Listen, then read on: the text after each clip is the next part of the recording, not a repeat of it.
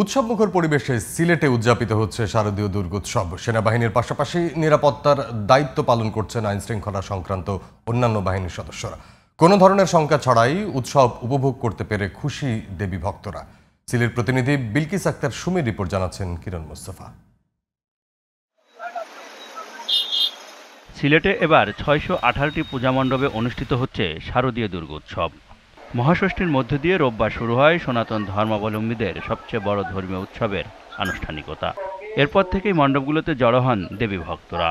শান্তিপূর্ণভাবে আনন্দঘন পরিবেশে উপভোগ করছেন উৎসব। দেবী ভক্তদের পাশাপাশি ভিড় জমান দর্শনার্থীরাও। সবাই যেন ভালো থাকে, মানে দেশ এবং সর্বতের জন্য সমৃদ্ধ হয়, সেটাই চাই। মায়ের কাছে সবসময় প্রত্যাশা একটাই, যেন সবাইকে সুস্থ রাখে, ভালো রাখে, দেশের পরিস্থিতি যাতে ঠিক হয়, আমরা যাতে সুখে শান্তিতে থাকতে পারি সবাই। আশা করি আগামীকালকে পরের দিনগুলোতে আরো ভালো কাটবে। সবাইকে শারদীয় শুভেচ্ছা। কোনো ধরনের শঙ্কা ছাড়াই এখন পর্যন্ত উৎসব পালন করতে পেরে খুশি পূজারীরা। ভালোই হয়েছে এবং ইচ্ছে উদ্দীপনার মধ্য দিয়ে পুজো উদযাপন হচ্ছে। না, কোনো সংখ্যা নেই। এখানে সবের সম্প্রীতি, আমাদের এখানে স্বেচ্ছাসেবক করছি হিন্দু মুসলিম সবাইকে নিয়ে। নির্বিঘ্নে উৎসব পালনে মণ্ডপগুলোর সার্বিক নিরাপত্তা জোরদার করেছে প্রশাসন।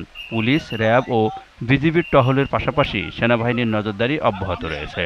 পুলিশ এবং অন্যান্য আইন শৃঙ্খলার সাথে সমন্বয়, প্রশাসনের সাথে সমন্বয় সাধন করে আমাদের ওই জায়গার যাতে নিরাপত্তা কর্ডনটা আমরা নিশ্চিত করেছি, যাতে অতিরিক্ত জনসমাগমের ভিড়ে কোনো রকম মানুষজনের একটি অনাকাঙ্ক্ষিত দুর্ঘটনা করতে না পারে।